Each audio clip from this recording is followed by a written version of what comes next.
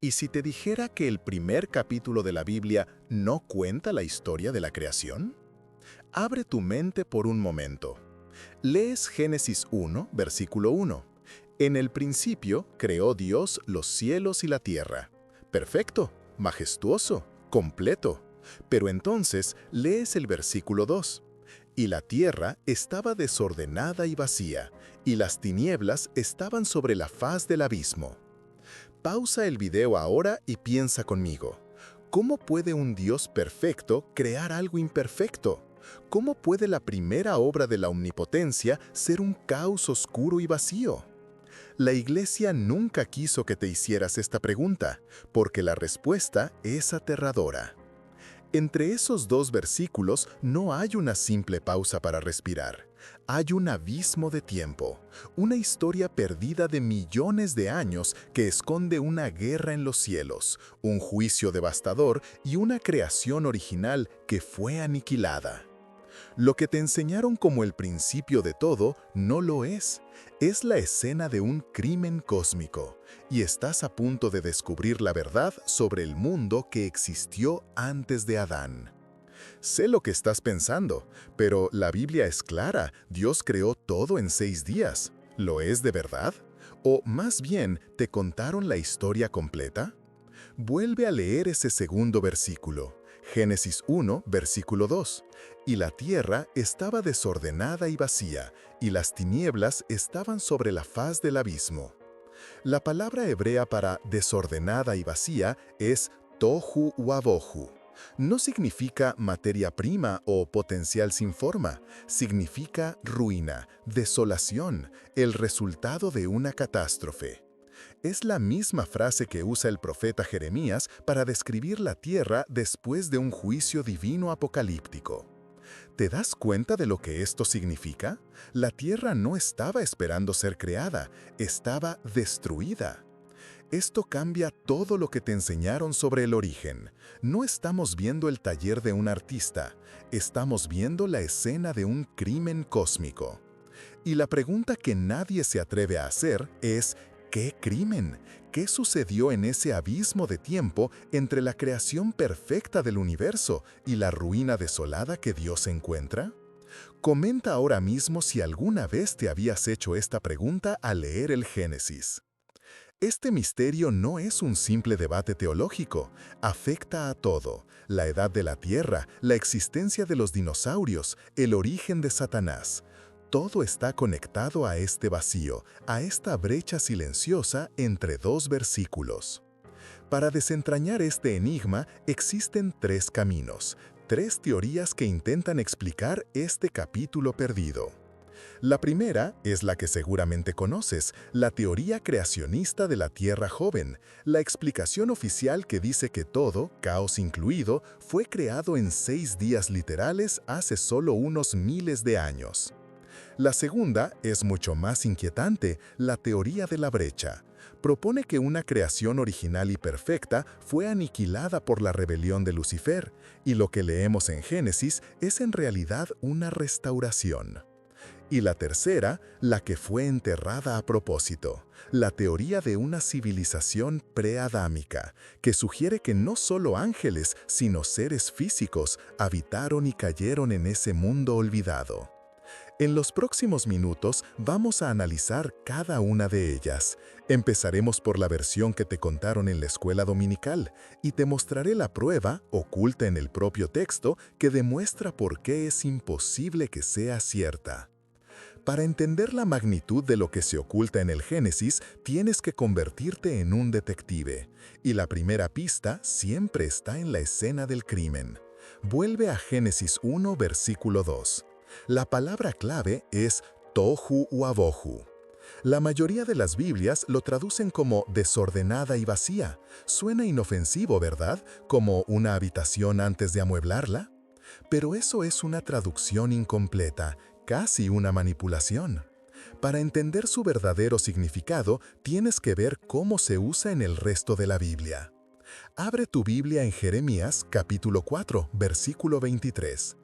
El profeta está teniendo una visión del juicio final de Dios sobre la tierra, y mira las palabras que usa para describirla. Miré a la tierra, y he aquí que estaba desordenada y vacía. ¿Te suena? Es exactamente la misma frase, tohu uavohu. Pausa y piensa conmigo. Jeremías no está describiendo el principio de la creación, está describiendo el final, la desolación absoluta después de una catástrofe divina. Una tierra sin hombres, sin luz, en ruinas. ¿No es casualidad que el Espíritu Santo inspire a Moisés y a Jeremías a usar la misma frase para describir dos momentos supuestamente distintos? ¿O es que no son distintos en absoluto? ¿Y si ambos describen el resultado de un juicio? ¿Te das cuenta de lo que esto significa? La tierra en Génesis 1:2 no estaba esperando ser formada, estaba rota, había sido juzgada. Pero, ¿juzgada por qué? ¿Qué crimen cósmico podría provocar que Dios mismo redujera a ruina su propia creación? La respuesta no está en el Génesis, está escondida en los libros proféticos. Ve ahora a Isaías capítulo 14, versículo 12. Te han dicho que este pasaje es sobre el rey de Babilonia, pero vuelve a leer este versículo, pero ahora despacio. Y mira las palabras. ¿Cómo caíste del cielo, oh lucero, hijo de la mañana? Cortado fuiste por tierra, tú que debilitabas a las naciones. ¿Desde cuándo los reyes humanos caen del cielo? La Biblia está describiendo a un ser angélico, un querubín glorioso que, según el profeta Ezequiel en el capítulo 28, era el sello de la perfección, lleno de sabiduría y acabado de hermosura. Este ser caminaba en el Edén, el jardín de Dios, mucho antes de que Adán existiera. Y aquí está el detalle que casi nadie nota. Su pecado fue la soberbia. Isaías 14 continúa. Tú que decías en tu corazón, subiré al cielo, en lo alto, junto a las estrellas de Dios, levantaré mi trono, y seré semejante al Altísimo. Esta fue la primera rebelión, la declaración de guerra original, un intento de golpe de estado en el cielo que tuvo una consecuencia devastadora en la tierra.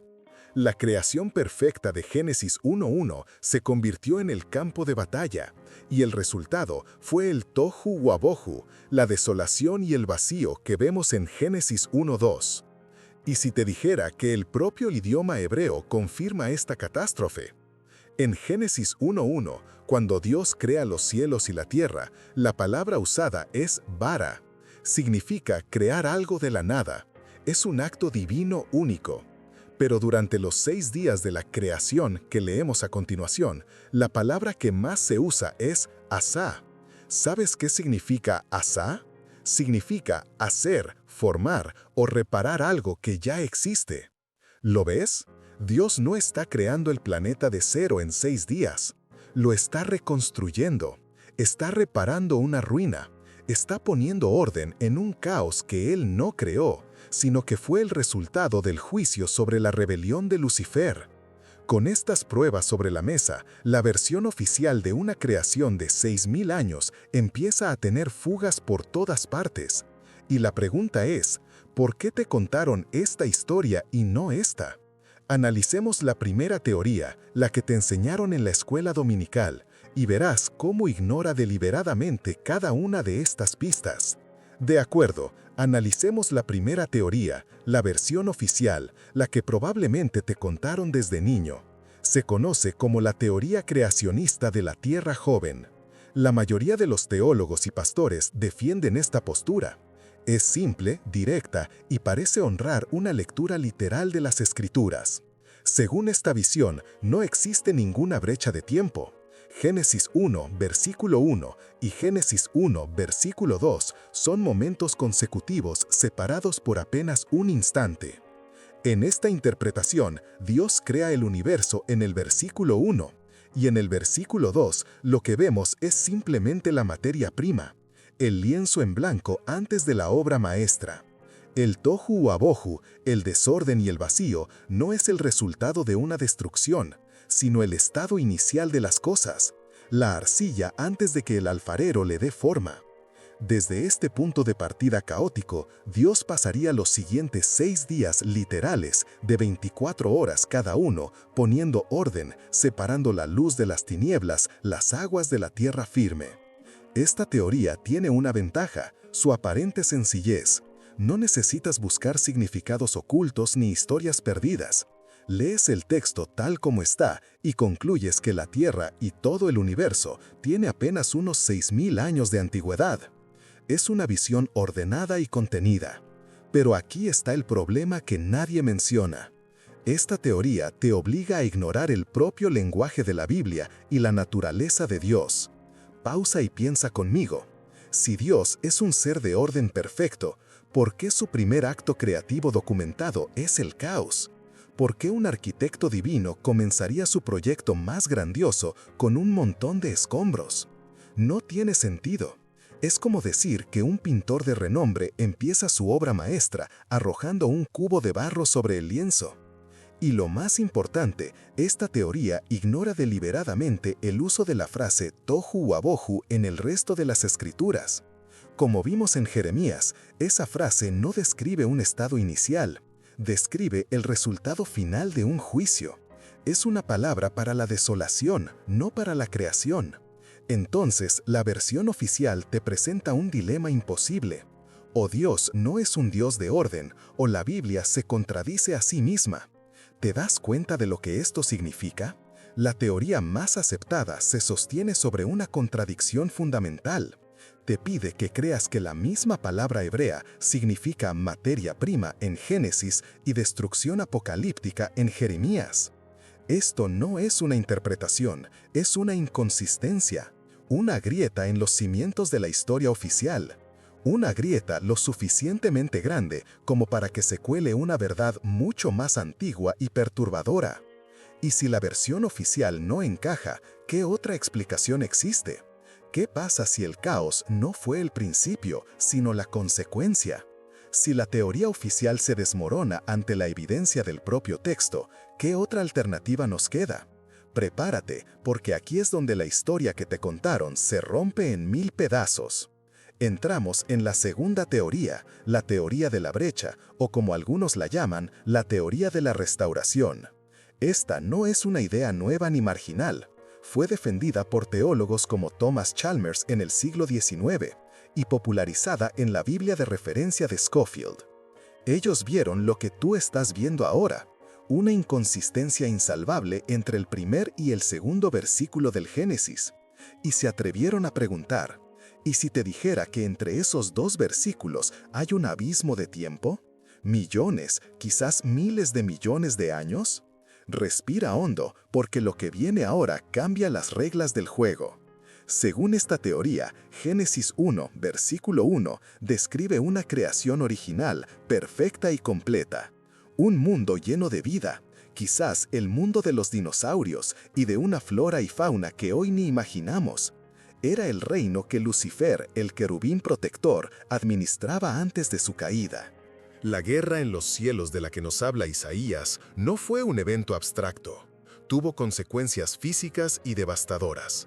El juicio de Dios contra Lucifer y sus ángeles no fue solo una expulsión espiritual, fue un cataclismo que aniquiló ese primer mundo. Un diluvio de oscuridad y juicio que dejó la tierra exactamente como la encontramos en el versículo 2. Tohu wabohu, desordenada y vacía, una ruina cósmica sumergida en aguas tenebrosas. ¿Te das cuenta de lo que esto significa? Los 6 días de la creación que leemos a continuación no son la historia del origen del universo, son la crónica de una restauración, una obra de reconstrucción sobre un planeta devastado. Esto explica la edad geológica de la Tierra, los fósiles, las capas de sedimentos. No son una prueba contra la Biblia, sino la evidencia de un mundo que existió y fue juzgado mucho antes de Adán. Y la prueba definitiva está en una sola palabra hebrea que fue deliberadamente mal traducida. Vuelve a Génesis 1, versículo 2. La mayoría de las Biblias dicen, y la tierra estaba desordenada y vacía. El verbo hebreo es haya. Y aunque puede significar era o estaba, en contextos narrativos como este, su significado más preciso es llegó a ser o se convirtió en. Vuelve a leer este versículo, pero ahora despacio, con la traducción correcta. En el principio creó Dios los cielos y la tierra llegó a estar desordenada y vacía. ¿Lo ves? No fue creada así, se transformó en eso. Fue un cambio de estado, un evento, una catástrofe. Esta teoría parece resolverlo todo, pero tiene una implicación teológica profundamente problemática. Si este juicio fue solo por la rebelión de ángeles, ¿por qué destruir un planeta físico entero? ¿Por qué aniquilar a millones de criaturas que no tenían parte en esa guerra celestial? ¿Acaso el juicio fue desproporcionado? ¿O es que había algo más en esa tierra preadámica? ¿Algo que la Biblia canónica apenas se atreve a insinuar? Y aquí es donde todo se vuelve aterrador, porque la teoría de la brecha es solo la puerta de entrada a un misterio aún más profundo. Y si en esa tierra original no solo había ángeles y dinosaurios, y si existió una civilización física, inteligente, que se unió a la rebelión de Lucifer, la teoría de la brecha parece resolver el enigma de la edad de la Tierra. Encaja los fósiles y las eras geológicas en el relato bíblico, pero al hacerlo abre una pregunta mucho más oscura. ¿Por qué un juicio tan brutal? ¿Por qué aniquilar un planeta físico entero con millones de criaturas inocentes por una rebelión de seres espirituales en el cielo? ¿Es ese el acto de un Dios justo? A menos que la rebelión no fue solo en el cielo, a menos que el pecado no fue solo espiritual. Déjame mostrarte algo perturbador. La Biblia nos dice que el pecado de Lucifer fue querer ser como Dios, querer ser adorado. Y para ser adorado necesitas adoradores. Y si los encontró aquí, en esa primera tierra. Y aquí es donde todo se vuelve aterrador. Entramos en la tercera teoría, la que teólogos evitan porque sus implicaciones son demasiado profundas. La teoría de una civilización preadámica. Respira hondo, porque lo que viene ahora no se enseña en la escuela dominical. Esta teoría propone que en ese mundo perfecto de Génesis 1:1 no solo había flora, fauna y ángeles, había una raza de seres físicos, inteligentes, una civilización que alcanzó cotas de conocimiento y poder que hoy apenas podemos imaginar. Y cuando Lucifer se rebeló en el cielo, ellos, aquí en la tierra, tomaron una decisión. Eligieron un bando. ¿Te das cuenta de lo que esto significa? El cataclismo que convirtió la tierra en Tohu Wabohu ya no es un daño colateral. Es una sentencia, un juicio directo y deliberado contra un mundo que se unió a la primera y más grande de todas las traiciones. La destrucción no fue desproporcionada, fue precisa. Esto cambia todo lo que te enseñaron sobre la historia. Las capas geológicas de la Tierra no son solo el registro de la evolución, son los estratos de un juicio, las ruinas de una civilización aniquilada. Los fósiles no son solo restos de animales prehistóricos, son los ecos silenciosos de un mundo que se atrevió a desafiar a su creador. Y si te dijera que hay pistas de esto en textos que fueron deliberadamente dejados fuera de la Biblia, libros como el libro de Enoc, que hablan de conocimientos prohibidos entregados a los mortales, de gigantes y de una corrupción que contaminó la creación original, no es casualidad que estos relatos, considerados demasiado extraños, fueran apartados. Pero la prueba definitiva no está en un libro perdido. Ha estado delante de ti todo este tiempo, oculta en una sola palabra del texto hebreo original. Una palabra en el Génesis 1, versículo 2, que fue traducida de una forma que oculta la verdad. Esta palabra es la llave que abre el abismo. Es la evidencia irrefutable de que la Tierra no fue creada en caos, sino que fue arrojada al caos por un evento catastrófico. Has llegado hasta aquí. Has visto las piezas del puzzle. Ahora, prepárate, porque en un momento te voy a revelar esa palabra. Y cuando entiendas su verdadero poder, toda la historia de la creación se reescribirá ante tus ojos. Has esperado casi 20 minutos. Has escuchado la versión oficial. Has visto sus grietas. Has explorado la teoría de una catástrofe que borró un mundo. Pero te prometí la prueba, la evidencia irrefutable que demuestra que la historia que te contaron está incompleta. Ahora te voy a revelar la llave que lo abre todo. El secreto no está en un libro apócrifo perdido ni en una excavación arqueológica secreta. Ha estado en tu Biblia, en la primera página, todo este tiempo. La prueba definitiva está oculta en una sola palabra del segundo versículo del Génesis, una palabra que fue traducida de forma conveniente, pero no precisa. Respira hondo, porque lo que viene ahora va a sacudir los cimientos de todo lo que crees saber sobre la creación. Abre tu Biblia de nuevo en Génesis, capítulo 1, versículo 2. Lee la frase que has leído 1000 veces. Y la tierra estaba desordenada y vacía. La palabra hebrea que casi todas las traducciones vierten como estaba es hayá. Pausa el video ahora y piensa conmigo. ¿Qué significa hayá? Es el verbo hebreo para ser o estar, pero el hebreo es un idioma de acción, de contexto. Y aunque hayá puede significar era o estaba, ese no es su único significado, ni siquiera el principal en una secuencia narrativa como esta.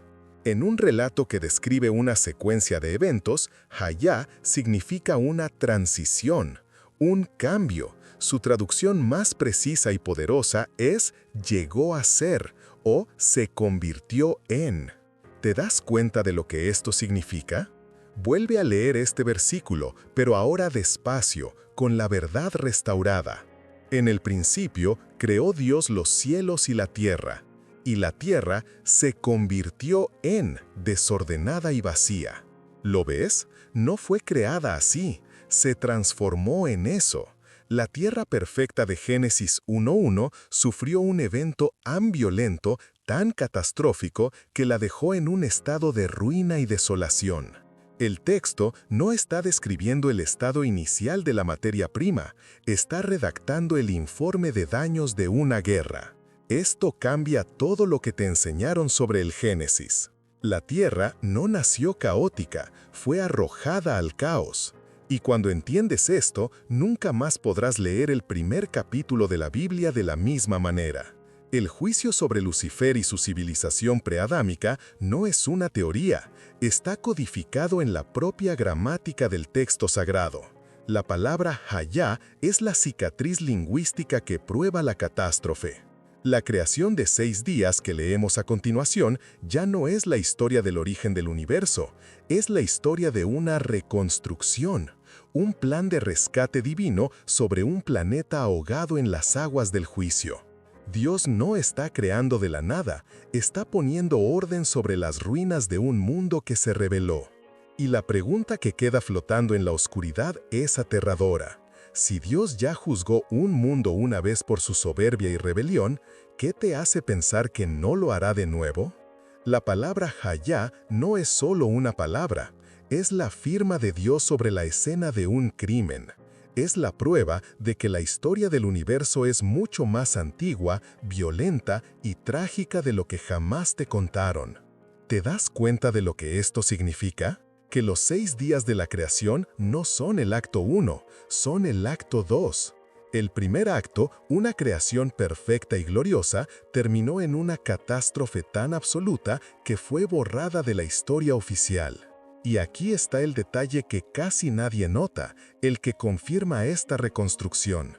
Vuelve al Génesis. En el versículo 1, cuando Dios crea el universo de la nada, la palabra hebrea es bará. Significa crear algo sin precedentes, a partir de la nada absoluta. Es un acto de poder divino puro. Pero durante los 6 días de la restauración, la palabra que se usa repetidamente es asá. ¿Sabes qué significa asá? Significa hacer, formar, reparar o reconstruir algo a partir de materiales que ya existen. ¿Lo ves? Dios primero crea, bará, y luego, después de la catástrofe, reconstruye, asá. Este no es un evento aislado, es un patrón, un arquetipo divino que se repite una y otra vez a lo largo de las Escrituras. Piensa en el diluvio de Noé. Tienes un mundo lleno de vida que se corrompe por la rebelión. Luego viene un juicio devastador por agua que lo destruye todo. Y finalmente, una restauración, un nuevo comienzo a partir de las ruinas. Creación, rebelión, juicio por agua, restauración. No es casualidad, es exactamente el mismo patrón que vemos en el Génesis, una creación original, una rebelión preadámica, un juicio por agua que sumerge la tierra en desolación y una restauración en 6 días. Y si crees que esto es solo una interpretación, abre tu Biblia en la segunda carta de Pedro, capítulo 3, versículos 5 al 7. Escucha con atención lo que el apóstol, inspirado por el Espíritu Santo, escribió hace 2000 años. Ellos ignoran voluntariamente que en el tiempo antiguo fueron hechos por la palabra de Dios los cielos, y también la tierra que proviene del agua y por el agua subsiste, por lo cual el mundo de entonces pereció anegado en agua. Pausa el video y vuelve a leer eso. Pedro no está hablando del diluvio de Noé. Habla de los cielos y la tierra originales. Habla de un mundo de entonces que pereció por agua. Está confirmando la existencia de un juicio preadámico, de un mundo aniquilado antes del nuestro. Y la advertencia final de Pedro es lo que debe helarte la sangre. Porque después de describir ese juicio pasado por agua, dice: pero los cielos y la tierra que existen ahora están reservados por la misma palabra, guardados para el fuego en el día del juicio.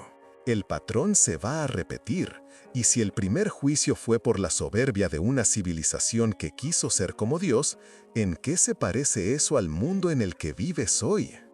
El patrón está claro: creación, rebelión, juicio, restauración. Sucedió en el mundo antes de Adán. Sucedió en el mundo de Noé. Y Jesús mismo nos dio la advertencia más solemne y escalofriante de toda la Biblia. Abre tu Biblia en Mateo, capítulo 24, versículo 37. Escucha las palabras del Mesías. Mas como en los días de Noé, así será la venida del Hijo del Hombre. Pausa el video ahora y piensa conmigo. ¿Qué significa esto? Significa que la historia no solo rima, se repite. Los mismos pecados, la misma soberbia, la misma ceguera espiritual que provocaron los juicios del pasado serán la señal del juicio final. La pregunta ya no es histórica, es profética. ¿Y si estamos viviendo en los días de Noé ahora mismo? Mira a tu alrededor. La civilización preadámica cayó por su orgullo, por querer ser como Dios. ¿Te suena familiar? Observa nuestra tecnología. Creamos inteligencia artificial que busca imitar la omnisciencia. Editamos el código genético alterando la creación a nuestro antojo. Buscamos el transhumanismo, la fusión del hombre y la máquina para alcanzar la inmortalidad. No es casualidad que estemos repitiendo el pecado original a una escala global y tecnológica. Estamos construyendo nuestra propia torre de Babel con silicio y código. Observa nuestra sociedad. La manipulación de la información, la idolatría de las celebridades, la adoración del poder y del dinero. Hemos reemplazado al Creador con nuestras propias creaciones. La soberbia no es solo un pecado individual, es el motor de nuestra civilización. ¿Te das cuenta de lo que esto significa? El juicio que borró a ese primer mundo no fue un evento aislado, fue una advertencia. Un eco que atraviesa milenios para llegar hasta ti, hoy. La misma rebelión está en el aire, la misma arrogancia impregna nuestro mundo. El patrón se está completando una vez más ante nuestros ojos. Entonces, la pregunta final no es sobre teología o historia antigua. Es una pregunta personal, urgente. Es la pregunta más importante que responderás en tu vida. Sabiendo que existe un patrón de juicio contra la rebelión, ¿qué línea eliges tú? ¿La línea de Caín, la de Babel, la de la civilización preadámica que confía en su propia sabiduría y poder? o la línea de Abel, la de Enoc, la de Noé, que camina con Dios en medio de un mundo corrupto. La elección es tuya, confianza en el hombre o fe en el Creador, rebelión o sumisión. Porque el reloj profético está avanzando y las aguas del juicio, esta vez de fuego, se acumulan de nuevo. Hoy has viajado a un tiempo antes del tiempo. Has visto cómo entre dos versículos de la Biblia se esconde un abismo, la historia de un mundo aniquilado. Ya no puedes ignorarlo. La palabra allá ha reescrito el principio de todo, no como una creación desde el caos, sino como una restauración sobre las ruinas de una guerra. Has visto el patrón: creación, rebelión, juicio. Y has visto cómo ese mismo patrón se refleja en el mundo que te rodea. La pregunta, por tanto, ya no es si la historia se repetirá. La pregunta es, cuando ocurra, ¿de qué lado de la línea te encontrará? La elección entre la soberbia de construir tu propio trono y la humildad de arrodillarte ante el Creador es la única que realmente importa. No es una decisión para mañana, es para ahora. Si este video ha abierto tus ojos a una verdad que había sido enterrada, si ha despertado algo en tu interior, entonces tu viaje con nosotros no ha hecho más que empezar. Haz esto ahora.